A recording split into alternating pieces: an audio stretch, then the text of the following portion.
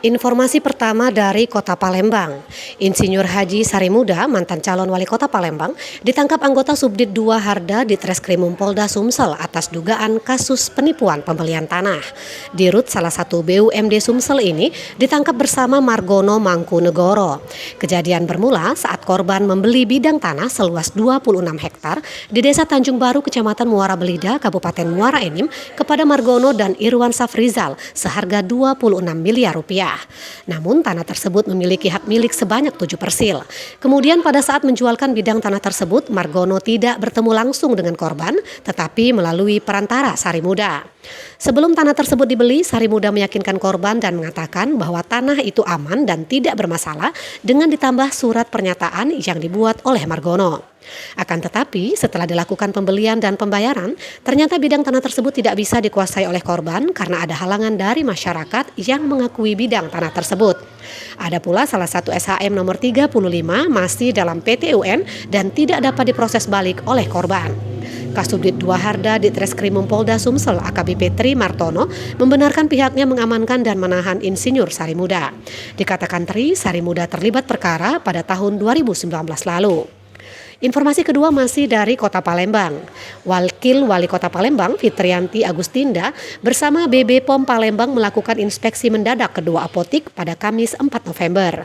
Hasilnya, dari dua apotik tersebut ditemukan obat-obatan yang sudah kadaluarsa dan tidak ada izin edar. Koordinator Substansi Kelompok Pemeriksaan BP POM Palembang, Aquirina Leonora mengatakan, dari sidak tersebut ditemukan sejumlah obat-obatan seperti obat batuk dan obat tradisional yang sudah kadaluarsa. Ada juga produk yang memiliki klaim berlebihan. Masih menurut dia, ada sekitar 10 jenis, ada obat batuk, pencuci mata, salep serta obat tradisional dan suplemen yang kadaluarsa. Ada juga yang tidak ada izin edarnya. Aquirina menjelaskan produk yang beredar di apotik harus memiliki izin resmi dari BP POM dan Kementerian Kesehatan agar teruji khasiat dan keamanannya. Informasi ketiga soal banjir yang menggenangi sejumlah permukiman dan ruas jalan di Kota Palembang. Banjir tersebut terpantau pada Selasa 3 November 2021. Hasil pemantauan banjir terlihat di Jalan Residen Abdul Rozak, Jalan Sersan Zaini serta sebagian kompleks PHDM Indah 2 di Jalan Residen Abdul Rozak, Kelurahan 2 Ilir, Kecamatan Kalidoni, Palembang. Dani, salah satu warga di Jalan Sersan Zaini mengatakan daerahnya memang rawan banjir, apalagi saat hujan cukup deras.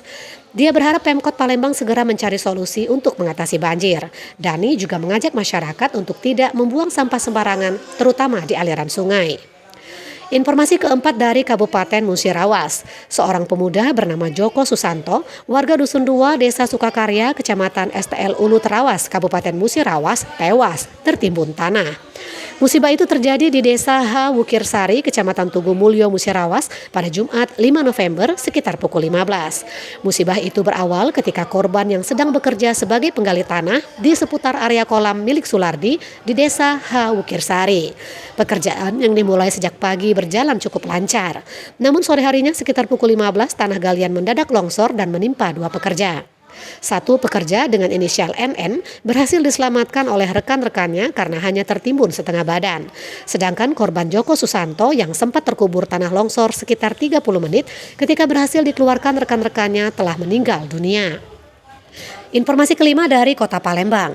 Terdakwa Hijriah Agustina, istri terdakwa Ahmad Fauzi alias Ateng, bandar narkoba yang diringkus di kediamannya Jalan PSI Ing Lautan, Lorong Celatah, Kelurahan 36 Ilir, Kecamatan Gandus, Palembang, divonis bebas murni oleh Majelis Hakim Pengadilan Negeri Palembang yang diketuai oleh Harun Yulianto pada persidangan Kamis 4 November 2021. Vonis tersebut sangat jauh dari tuntutan JPU Kejari Palembang yang menuntut terdakwa dengan hukuman pidana penjara selama 16 tahun dan denda 1 miliar rupiah atau subsidiar 6 bulan. Dalam amar putusannya, Majelis Hakim beralasan bahwa tidak cukup bukti untuk terdakwa Hijriah Agustina. Atas putusan tersebut, Kasipidum Kejari Palembang, Agung Ari Kesuma mengatakan pihaknya akan mengajukan kasasi.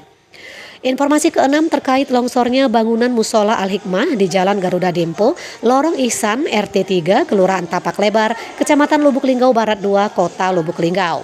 Tanah di samping bangunan musola tersebut longsor pada Senin 1 November sekitar pukul 15:30.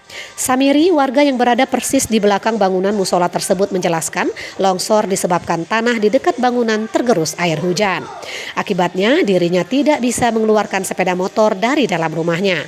Bukan itu saja, 4 keluarga yang berada di ujung rumahnya juga tidak bisa melalui gang tersebut.